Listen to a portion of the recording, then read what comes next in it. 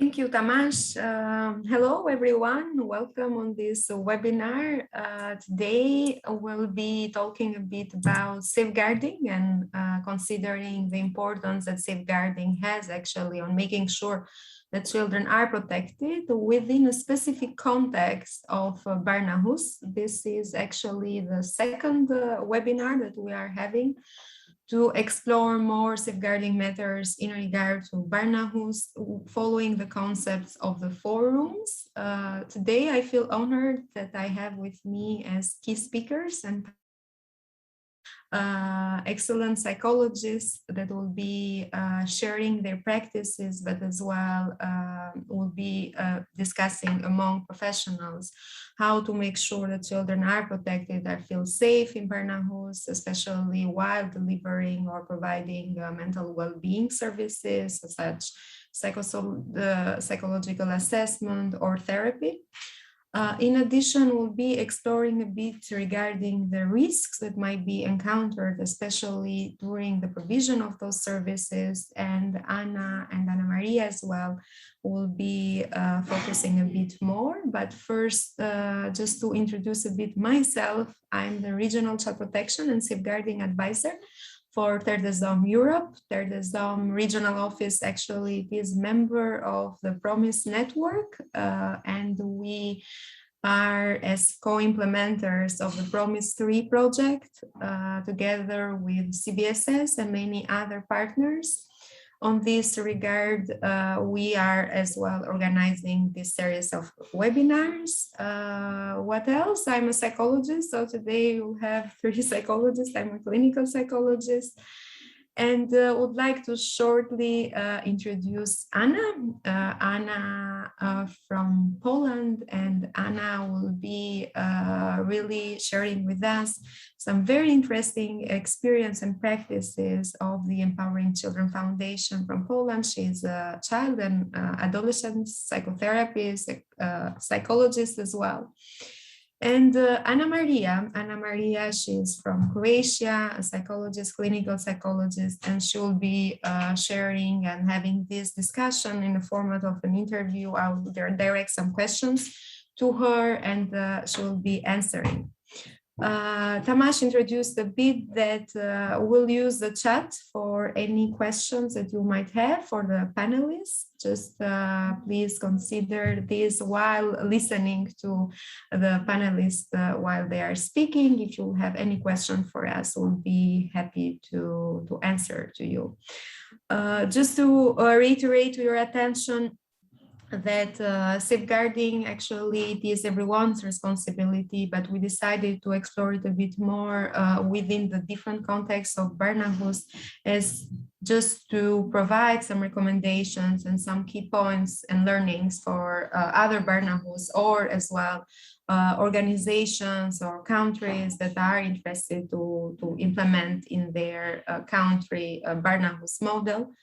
And while today we'll focus more on the mental well-being room, just to mention as well that there are 3 more webinars organized. It will be mostly on forensic interviewing. We'll explore safeguarding in the forensic interviewing context, in the medical examination room, and as well we'll be focusing on child participation on Barnahus and safeguarding, how those are linked together.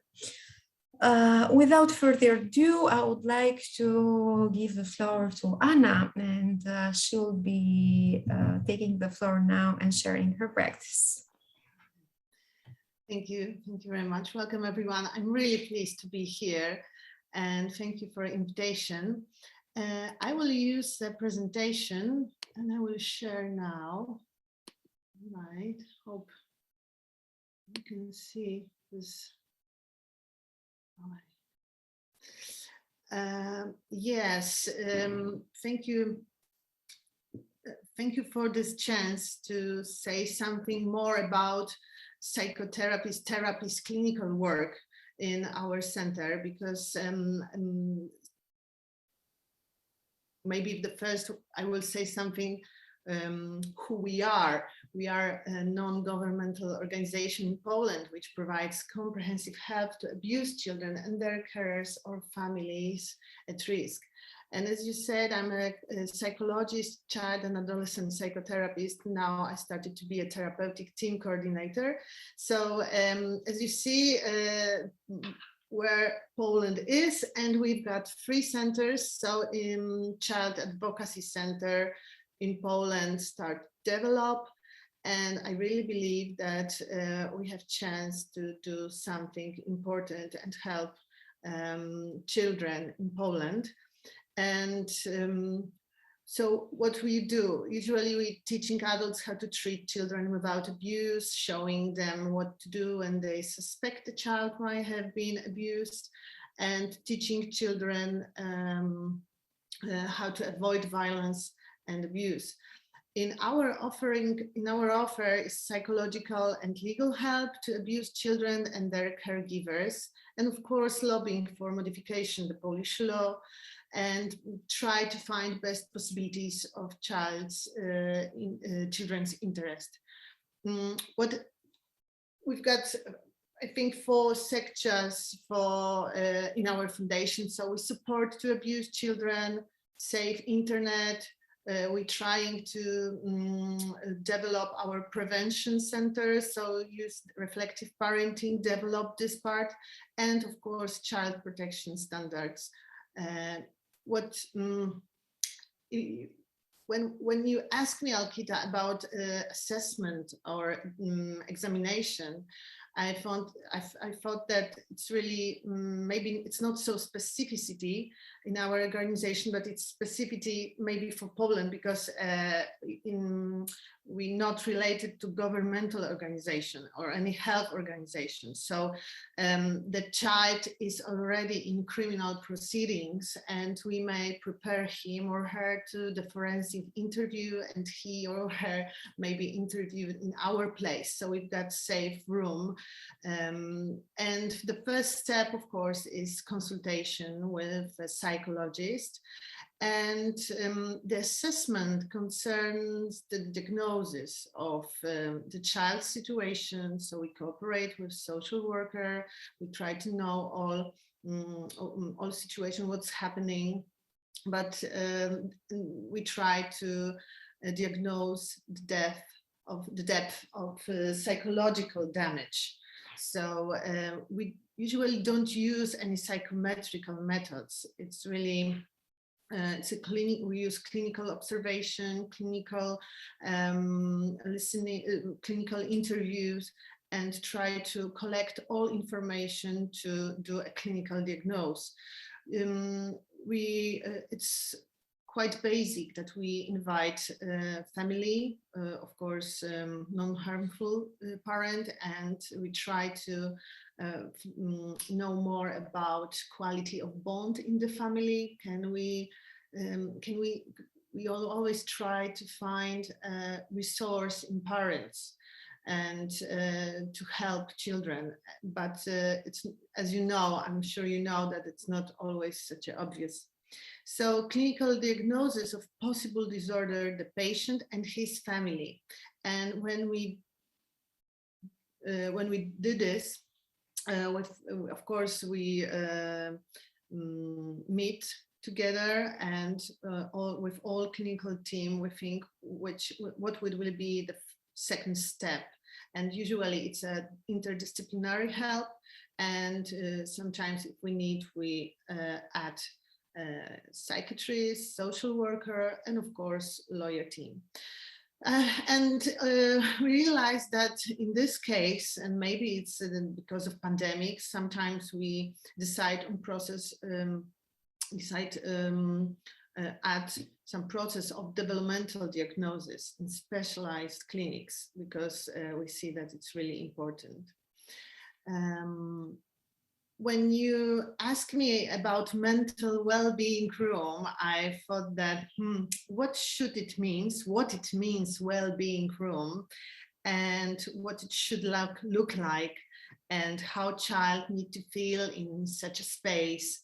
And I really believe that it depends it depends of country, culture, and but I think we can find a universal features, and I think the universal features are stability, predictability, tidiness, coziness, and this warm place, cozy place. And I present you a few photos from our center in Poland, and I really believe that it's really important what's happening in a corridor. The first photo is from our hall, and we see that it's the first place when when the child come to our center.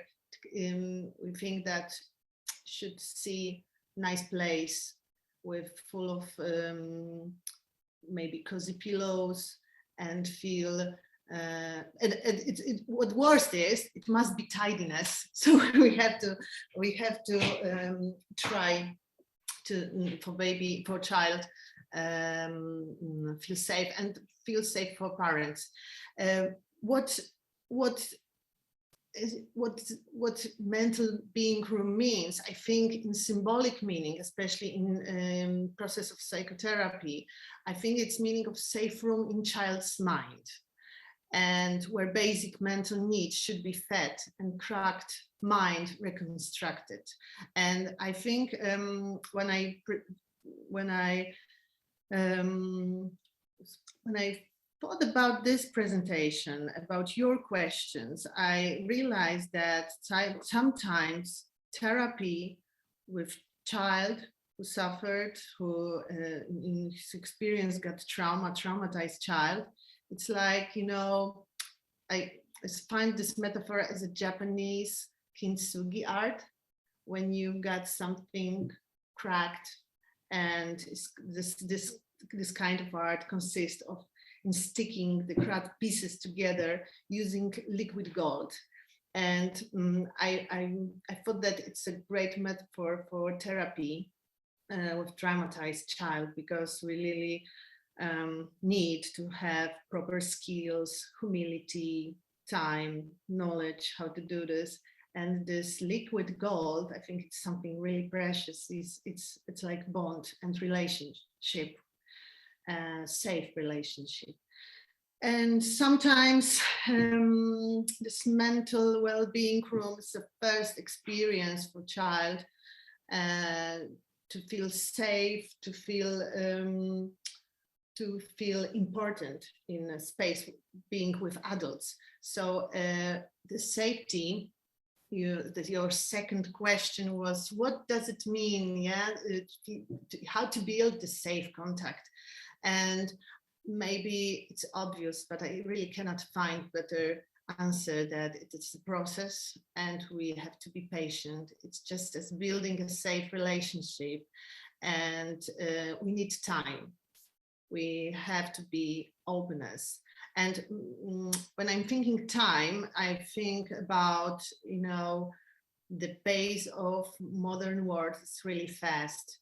And sometimes we've got a lot of patience, we've got a lot of work, and it's really hard to stop for this 50 minutes with child in office. And we really need to find skills to be open, to be careful, and to be kindness and curiosity, have this curiosity. Of course, we are professionals. I really believe that we've got huge knowledge, or we are on the way to develop, but it's not easy to have curiosity if you will use this professional mask, that I know everything, I know what you mean, I know what's happening, I know what's happened, and I know what I know what should I say, or you should say. So curiosity and this important not knowing stance for being with child, to know more about this child, particularly this child, not about a victim of violence.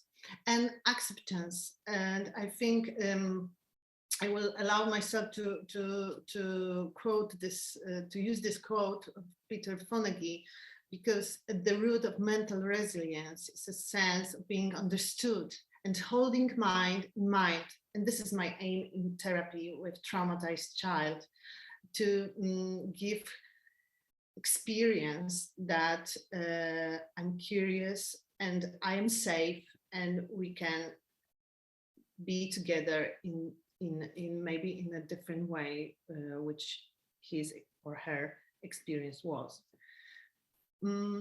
Therapeutic services.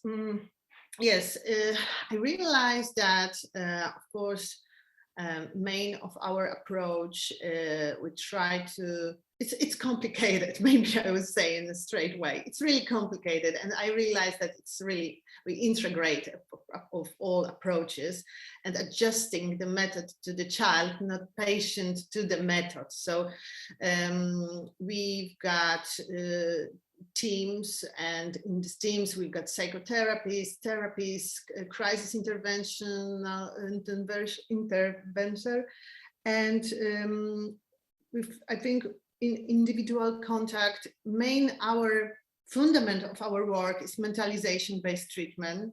Then, of course, we use cognitive behavioral therapy. This model is really important, and we see effectiveness. We, some of us are systemic therapy and psychodynamic therapy. And if we work with the parents, we use psychoeducation and group therapy. Of course, we've got individual session with individual family sessions with carer, but it's really hard, especially here in Poland, to have family. In our child advocacy center, usually it's one parent, so it's not so common. And I would like to recommend a specific program which we see that it gives us great effectiveness, the Lighthouse Parenting Program. It's this program for parents and based on mentalization and focus on attachment and specific. I think this program is dedicated for parents with high risk, high risk parents. So it's focused on attachment and psychoeducation, and we, I think it's our main offer. So and we see great effectiveness of this program. So do no harm. How? And I thought that is it possible that we'll be perfect therapists for our patients, always ready for help, always mindfulness, always, you know, we always know what to say. This is possible. We all do mistakes, but we have to be conscious of this. And of course, I always remember my supervisor's words that I had to remember of power of reparation. So this is the situation when we do some mistake, and we are adults, of course, but it could be good experience if we use this moment when we say something wrong or, you know, did something wrong. We can always say sorry, apologize, and work using this situation. And it gives children hope, because it's such a it's not ordinary things in their world that the parents or adults say sorry, I'm wrong, and talk about emotions. And if we are conscious, we have to think, being mindful of the child, of course, and of his experience. And I think we are in a bipolar remember that some things what we do or say in a well-being room, it could be interpreted as an abandonment or some kind of invasion. So we must be careful what we are saying, but and it could be really helpful if we know the child's history And we are this curiosity to know more how you felt when I asked you about this. Oh, how you felt when I didn't notice that you did something, you know. So all situation we can use to create a new way for communication.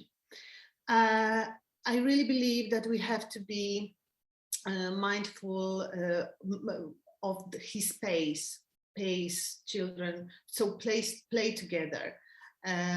It's really important because sometimes adults work, it's really fast, and child needs more time.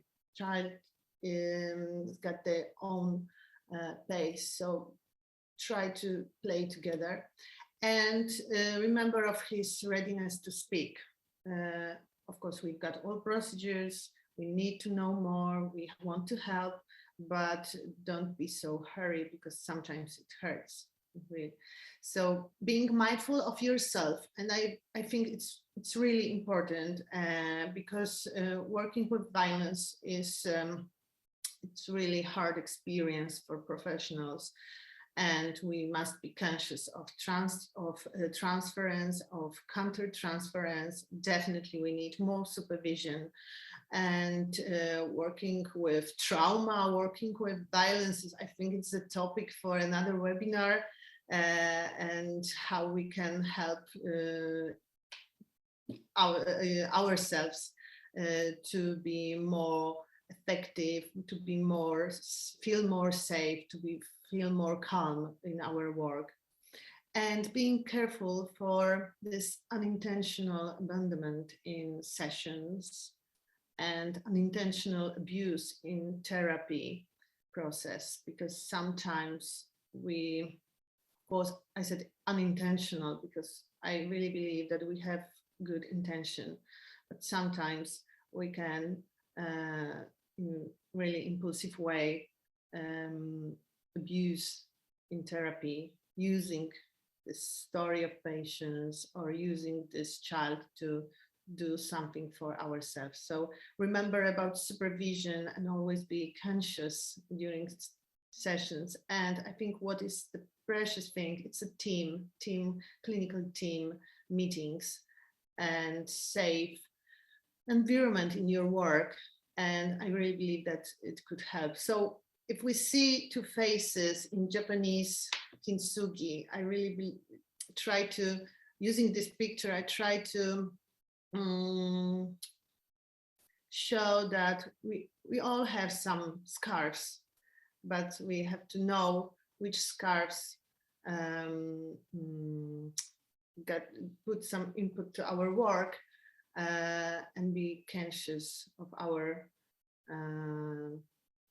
time with child. So thank you very much.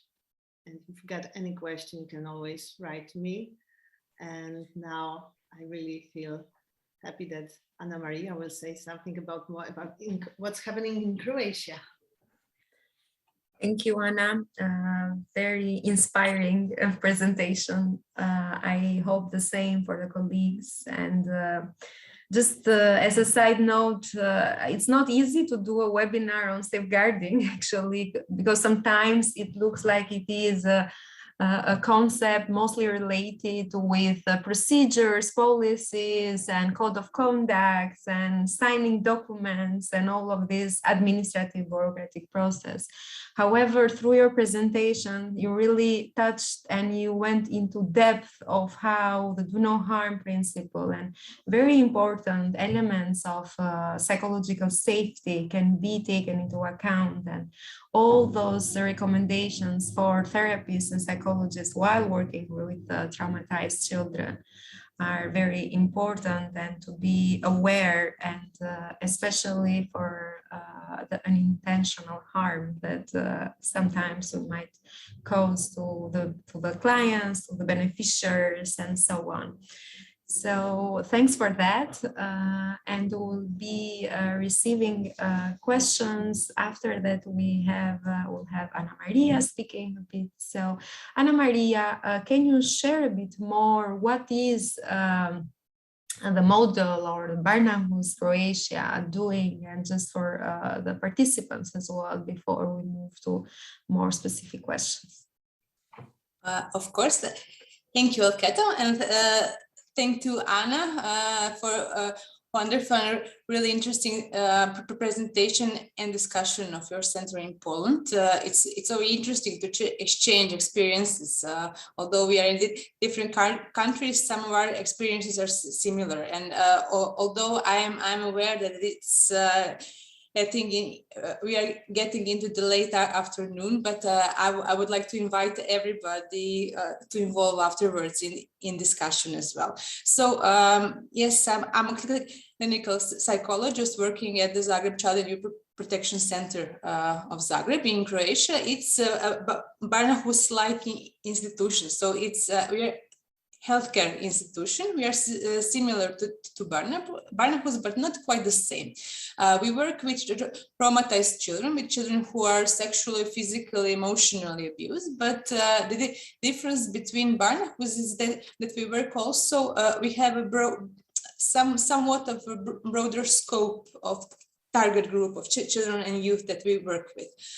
We work also with children who are at risk of abuse. And we work with children who are exposed to bullying, cyberbullying, high conflict divorces, and so on. So that has its pros and cons, of course, but we are under healthcare, so it makes somewhat a difference, although many similarities with the Barnahus as well. Yes, and just to mention, sorry, Alketa, just to mention, we were open by the end of 2002. So next year it will be 20 years of the existence of our center. Wow, a significant experience considering the numbers of the years. Anna Maria, can you, Anna a bit actually, she mentioned what can be some of the safeguarding risks that can be encountered, but I would really like you, if you can go a bit more in depth, what can be some of the risks more specifically linked with safeguarding that can be encountered while providing services of the mental well-being? Please. Thank you for that question. Of course, I can mention the risks, and maybe afterwards we can also discuss addressing them as well. So our main risk that we encounter in our work face like how to avoid the delay in ensuring treatment. We all are very prompt in doing assessment, forensic interviewing, and so on, but in many countries, ensuring short-term but also long-term treatment may be a problem. In institutions that cannot provide long-term treatment, there is also this risk of referral, where to refer to children, what are the waiting lists in order for them to receive treatment as well. Furthermore, that there is also obligation to report all relevant information, even during treatment phase, not only interviewing phase, not only assessment, but all relevant information that we, forensic intervention information that we gain during treatment, we are also obliged to inform them to authorities as well. There is also a question who decides on the type of treatment. Is it a psychological treatment, psychiatrist treatment? Who is the one to decide which one? A question also of the training of professionals, whether the professionals are trained enough in the different treatment approaches, crisis intervention approach, and so on. Sometimes in Croatia, I'm sure many other countries face this problem as well. Sometimes the court process is lasting, and as we are a healthcare institution, not always there's forensic interviewing and then treatment, and the child is never again invited to provide testimony. So if we expect that the child will be maybe invited to give the testimony at the court, whether to start the treatment and to go into the story or not. So this, we try really to avoid working with the trauma narrative in order not to jeopardize the testimony of the child. So it's also a risk of how to do it then of course availability of services during pandemic time. I'm not sure, maybe we can discuss it later, but in Croatia there is increase in children and adolescents seeking help, seeking professional help, and there are many more of them on the waiting list and trying to receive that. So also the availability during pandemic, whether we will introduce online options or as well or not. Then how to ensure child participation, how to ensure that children and caregivers can influence the timing, location, and the setup of the interventions.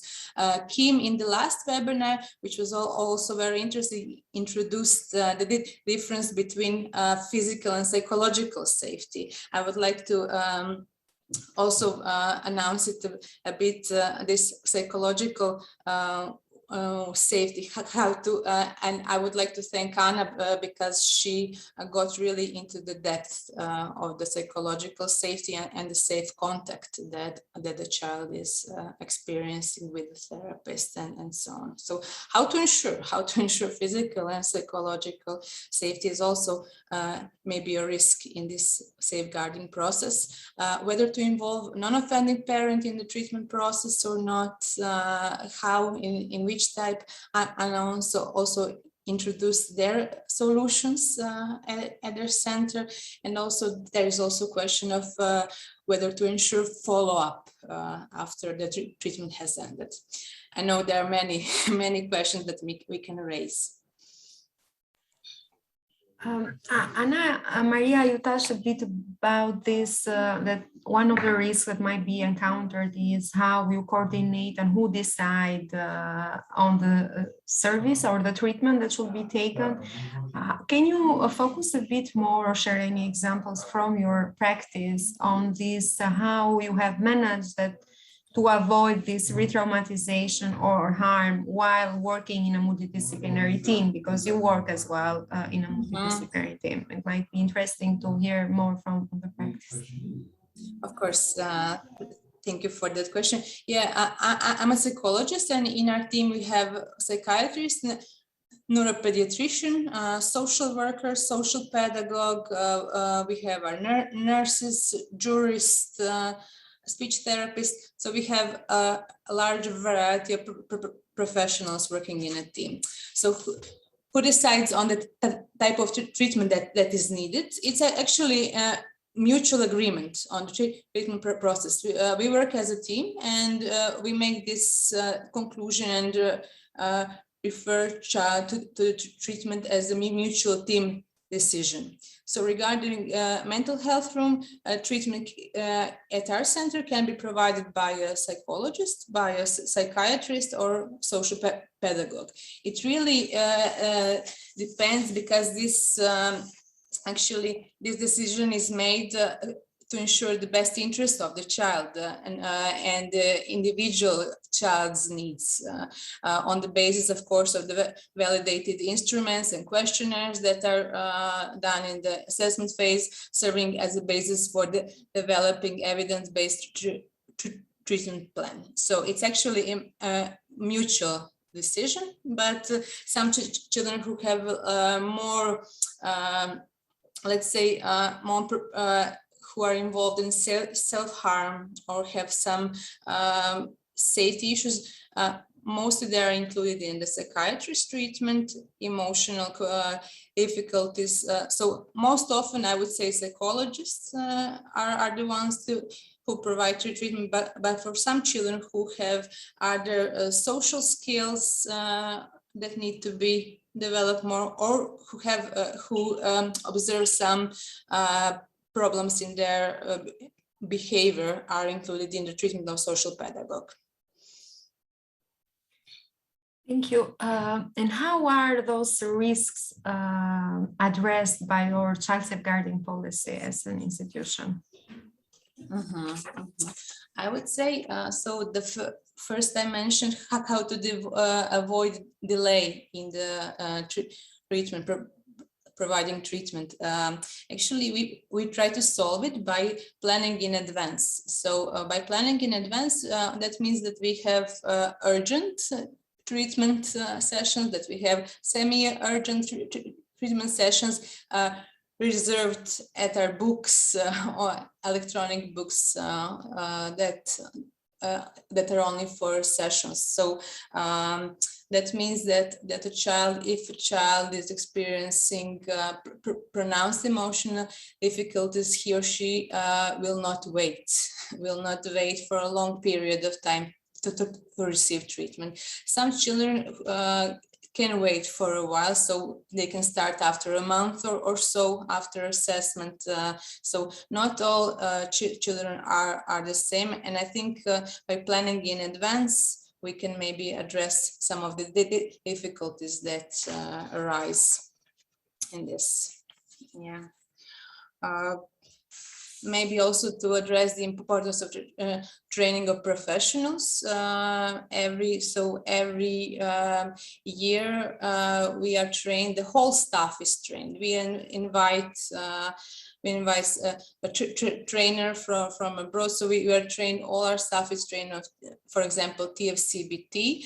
I think that's good because some staff, so whole staff are trained on some psychotherapy approaches, and then many of us are trained individually. For example, I'm training in Gestalt psychotherapy, in play therapy as well, and also somatic experiencing. We're working with the trauma by working with the body as well. My colleagues are also training integrative psychotherapy, systemic, EMDR, and so on. So I think it's actually a enrichment to have such a big variety. I'm sure Anna also mentioned her colleagues in Poland. I think it's good to have a variety because not all children need the same type of treatment.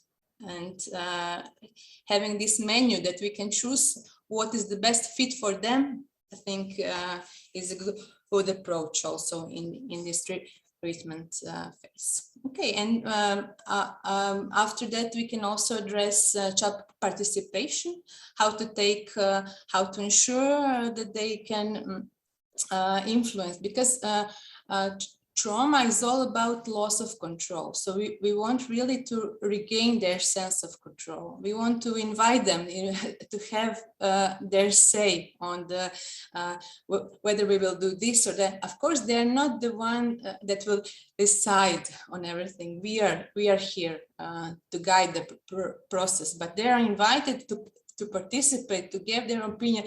I think they're often we can see in our work how it means to the traumatized children that we say, we are not here to do any harm to you. We are here for you. You are not here for us. We are the ones that are here at service to you, so that they can influence. Really, it helps to regain this sense of control as well. We have some practices that actually have proved to be good at our center. It's actually, so we have children board, youth board, and parental board. We invited some of our former clients, children and adolescents, but also some children and adolescents who were interested in sharing their experience, to tell us what we are doing right, what we are doing wrong. And actually it's some kind of advisory board. And actually it turned out that they have so much to say. It was their actually initiative to make awareness raising campaigns in Croatia to really, they made a leaflet for all children who are about to come to our center, what they can expect, what it will look like, who are the people that you will see there, what is expected in the assessment, but also in the treatment phase. They were also asked to do a theater play. They were like youth advisors to write this scenario and do a theater play about child abuse that is very popular here. So really, if we give them voice, they have a lot to say. And to help, of course, they helped a lot to say about our center, how to ensure that we do this safeguarding process even better. I know that you have already a video, but maybe if you have, or if we have time at the end, you can share it as well to show it and to visualize what you already mentioned. Ana Maria, can you focus or share your thoughts? What would be some tips for recommendations for psychologists or psychotherapists who are working in Barnahus, but not only, but who are working with clients and beneficiaries who might be victims of trauma, on how to not harm the children and how this principle of do no harm to be taken into account while providing these services? Thank you. Anna said really a lot about this do no harm principle. I will continue on her thoughts as well. I would like maybe to highlight this importance of avoiding re-traumatization. Some children really can say that everything that happened after disclosure may be harmful for them. So we really want to be stay very observant and flexible in this phase of assessment and treatment. If we see that the direction that we are taking is actually re-traumatizing the child, it's very important to be trained enough to recognize it and then to stop it, and then to invite the child as well to give their opinion. And yeah, that's what Anna highlighted, this importance of relationship, importance of safe context. So it's all in between. It's not just having a professional that is well trained and having the child, and every child needs the same fit or the same type of treatment. It's all in between. It's all that we cannot predict in advance. So really to stay flexible enough to change direction, to stop, to go, and really to see it as a process, not only a decision. What also helped us at the Zagreb Center is involving non-offending parents and caregivers in the treatment process. It's really to stay humble, to stay mindful, because the support of non-offending caregivers, it's actually research says that it is more important for child's recovery than the characteristics of the trauma event that happened, and it is more important sorry, than the type of treatment approach. So actually staying modest, that we are less important than the caregivers who are with them 24 hours a day. Yes, and also I would also like maybe to highlight this psychological safety, and maybe to go more into the depth with it. While we are ensuring psychological safety, I would say to be mindful of the difference between the sayings I am safe versus I feel safe. We often see children that we work with who know that they are safe. They're not cognitively, but they don't feel safe. Their body doesn't feel safe. So really also this psychological safety can be also seen from the aspects of cognitive, emotional, and bodily safety, and really to be mindful of this, that of course they may know that they are safe, but they don't feel safe, and it's our obligation, of course, what I said before, since trauma is all about loss of control, we want them to invite them and to regain this sense of control. That would be actually to maybe sometimes to give up on protocols if needed. Not to give up, of course, they're always important, but really to keep child in the center. That's why there is this saying that is case by case, so no similarity. every case is unique on itself. Ana Maria, can you share with us as well some of your thoughts regarding the importance of supervision? And Anna touched a bit on her presentation why it is important, but with the perspective, again, of safeguarding, but not only children or clients as beneficiaries, but as well for staff and psychologists and psychotherapists who are providing services. Why is important to have regular supervision? By whom this should be done? What will be some of the objectives? Yes, that is so important, because working with traumatized clients, with traumatized children and youth, it's really related to increased risk of secondary traumatization of professionals. And I would say sometimes it's a highway to burnout. It's really, so the risk of burnout is extremely high, because we are very involved and very in the shoes in the process of working with clients. We have at our center, we have a supervision, regular supervision that is organized once or twice a month per hour and a half. It is made by external supervisor. I would say every day we do peer supervision. So we have our daily meeting, we have our peers, our professionals working with us, and it's so important. But having also external supervisor who is not a part of the team, who is not a part of the staff. Our external supervisor is actually a psychiatrist that is specifically trained in working with children and youth. So having someone from outside also coming to us and doing regular supervision is so important. We can see it really every day. For example, working with a non-supportive, non-abusive caregiver can make a therapist feel anger towards the parent for failing to support the child in need.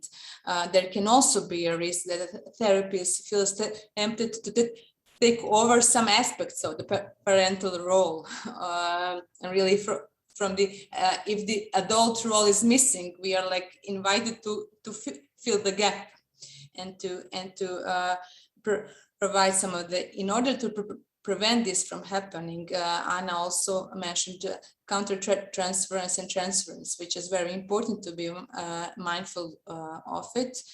So supervision is so important. I can remember one case of a sexually abused girl that actually came from another country and disclosed about being sexually abused 3 years ago. So we had to, of course, inform the police and the authorities during assessment phase, and Interpol was also, and she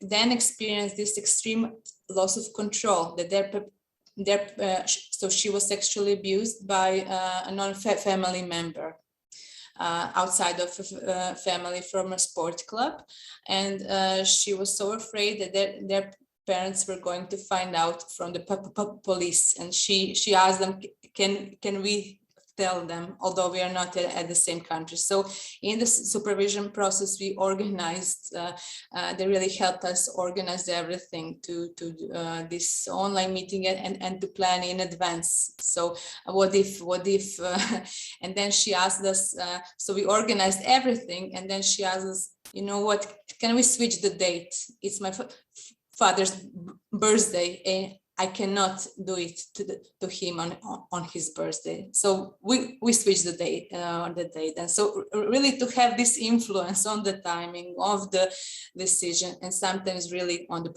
process that is happening.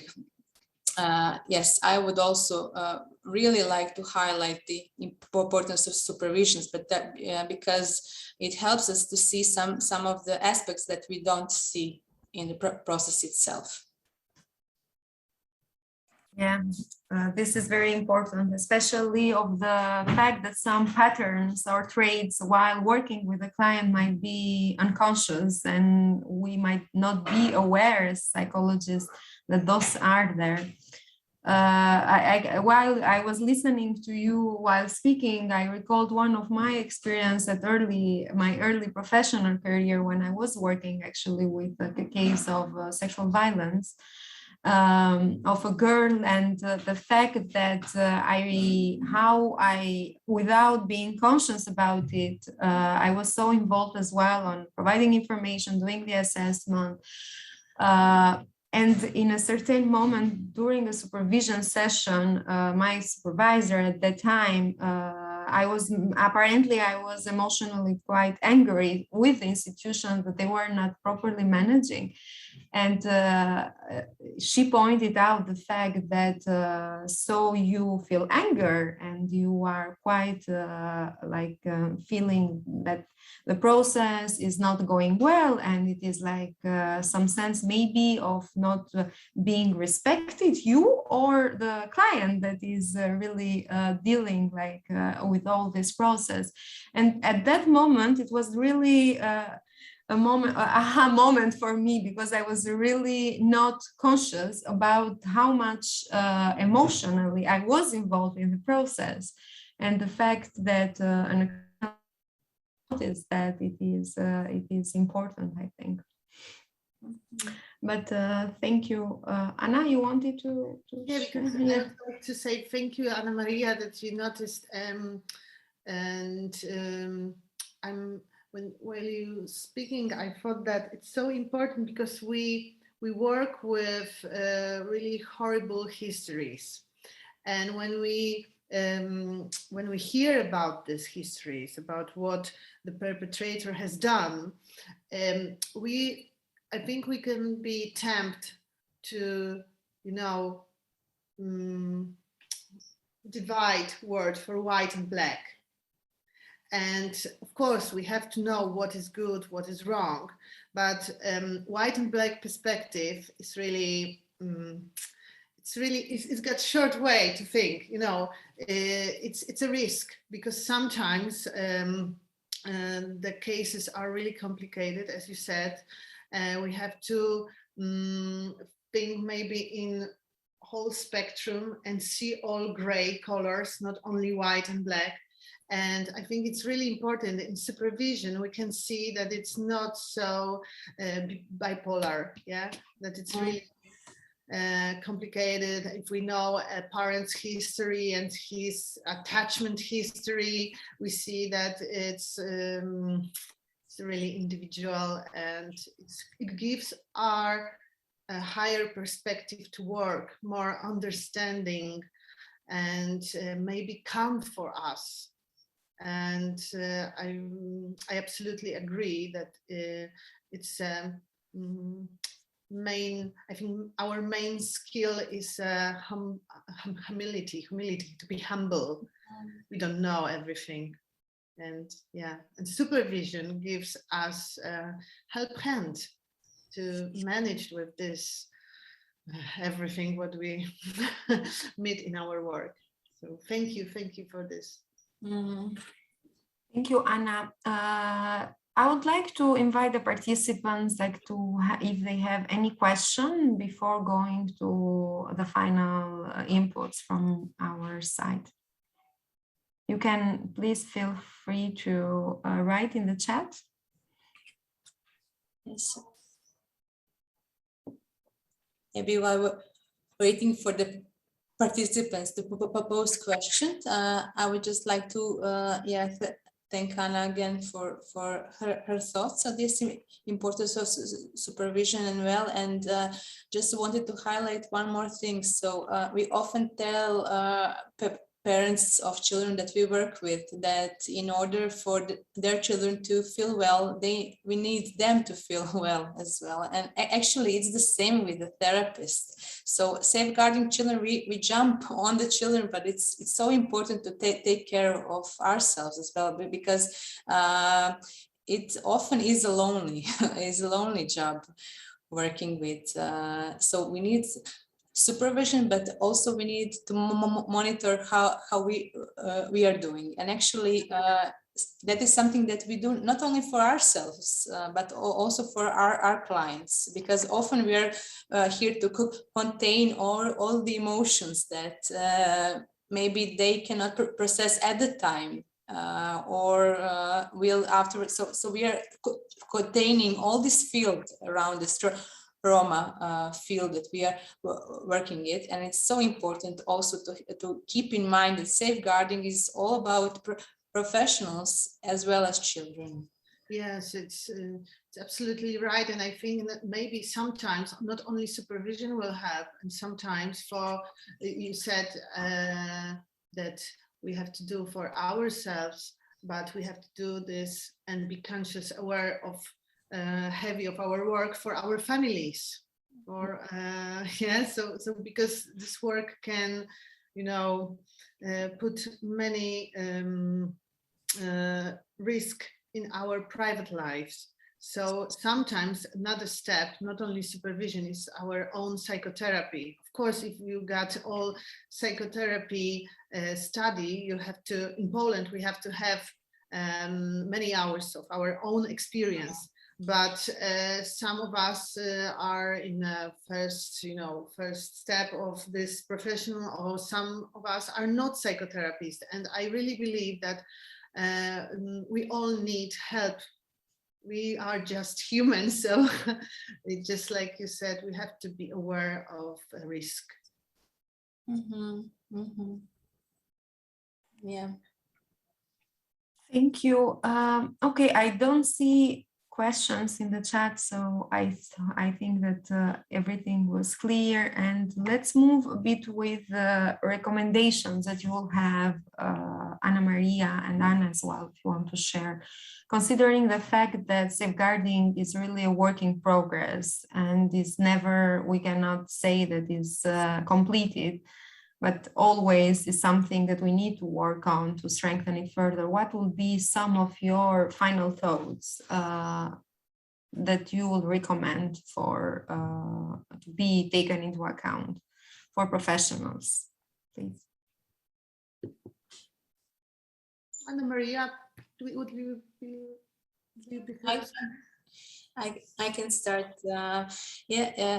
You said the word work in progress, and I would like to highlight it's really a work in progress. So being mindful of the process, not only the destination. So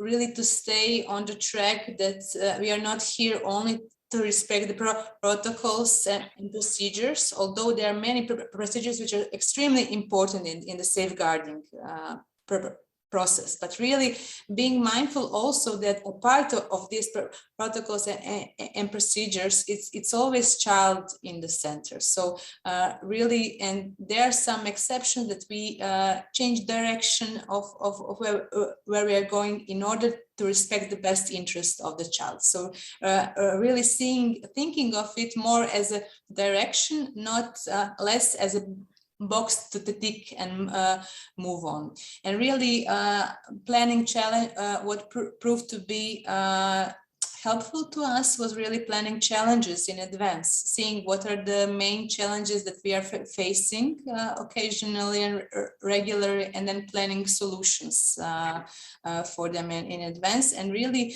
as a part of staying focused on the child, staying focused on the relationship, importance of training, supervision, but also importance of relationship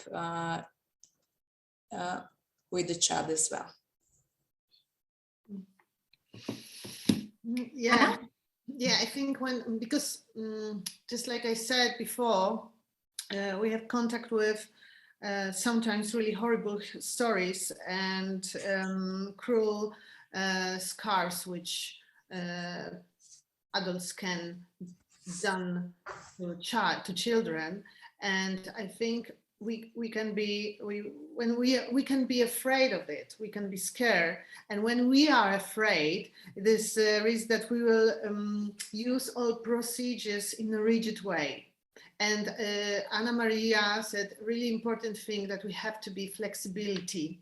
I will add authentic, you know, because I think that child or adolescents who suffer, who are traumatized, it's really sensitive person.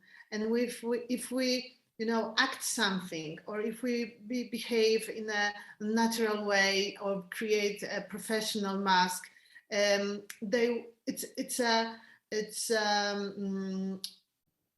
will be a challenge to create safety in a relationship.